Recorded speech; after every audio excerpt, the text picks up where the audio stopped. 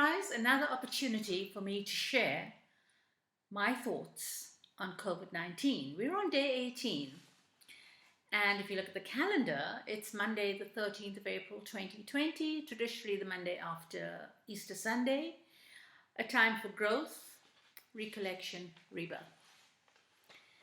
My day began with poetry, and this young lady, Tina Gemestra, is a very controversial poet. She died too young. Life had literally snatched her, and her experiences were sad. I love the title of this, Hopes, Dreams and Wings. And I would like to read an extract from the foreword, which is written by a former principal of a school in New Delhi.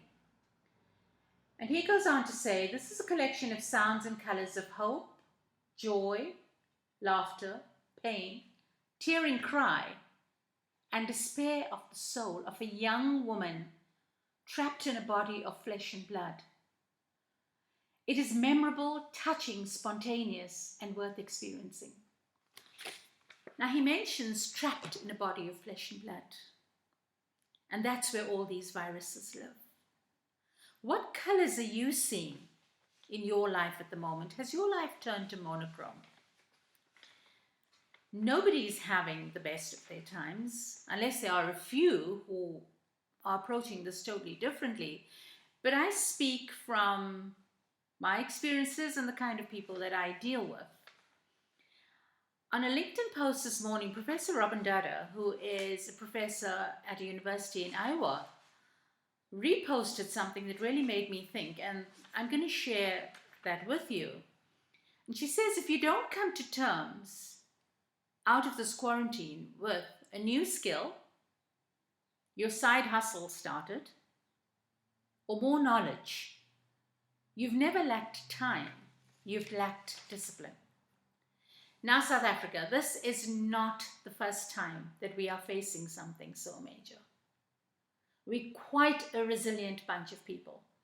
And I'd like to take you back to HIV. HIV left a swath of trauma and pain in our country. It's left grief that is still carried by parents, brothers, sisters, friends, children of those who died. And people were afraid. They were very afraid. Now, HIV and AIDS gave us time to support those we love who are ill and to prepare for their deaths. The reality is, COVID-19 gives us no such time. There's no time for those who are ill to come to peace with their pending death. There's no time to put your things in order. There's no time for final conversations and goodbyes. COVID-19 will not allow us to gather at the bedsides of those we love. There will be no singing, there will be no chanting of prayers, there will be no praying, there will be no rituals or telling stories of what life was like with that person. There's going to be nothing accompanying them to their final graves.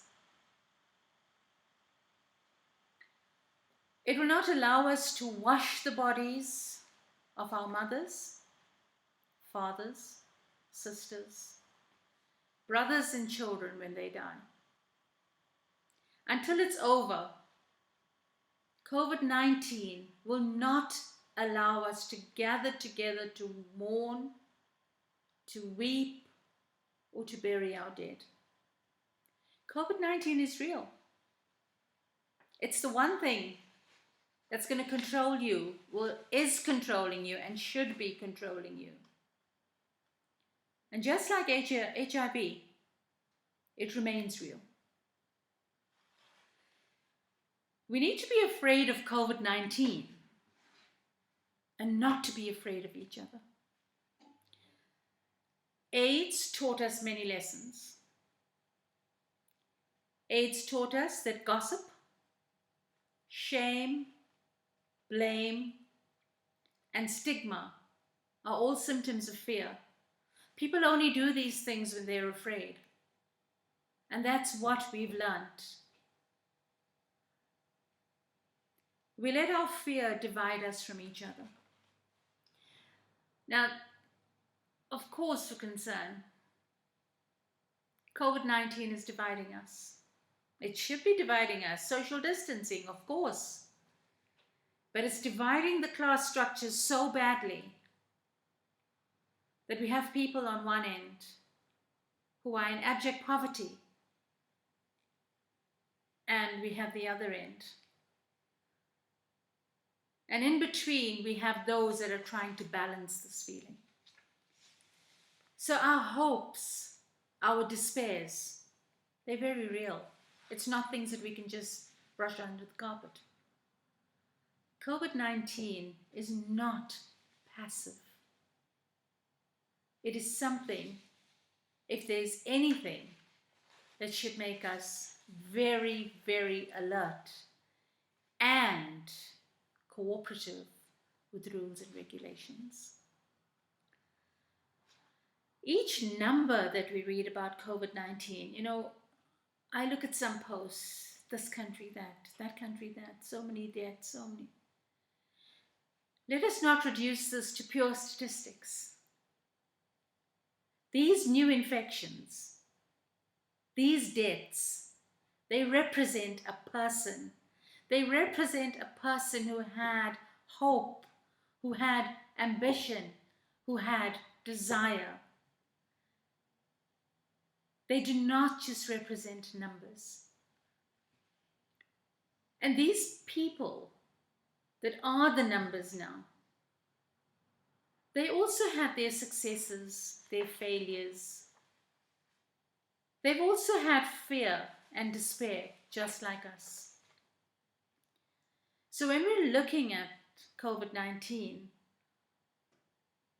let us not forget HIV as well.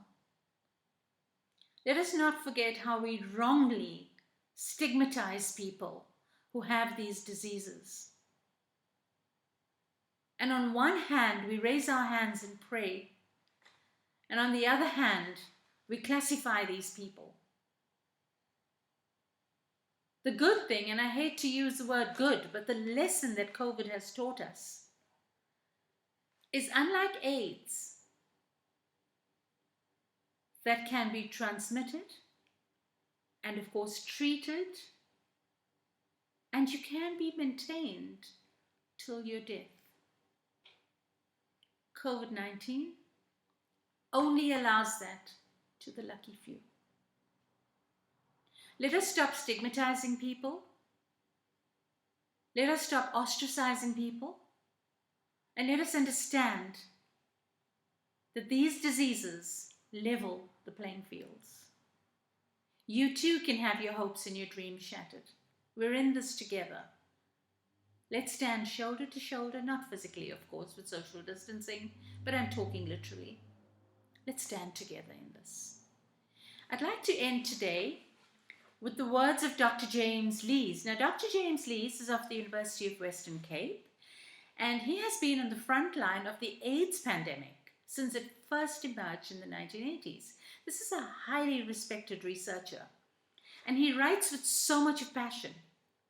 After he worked on HIV treatment and prevention amongst the street children in San Francisco in India, he was appointed to the University of Western Cape. Now, in his words, to live with compassion, empathy, humility, and humanity, it is our chance to live with renewed kindness and truth. AIDS asked us to think about these things, to become better versions of ourselves. Maybe this time, with COVID-19, we will get it right. Until we meet again, may God forever hold you in the palm of his hands.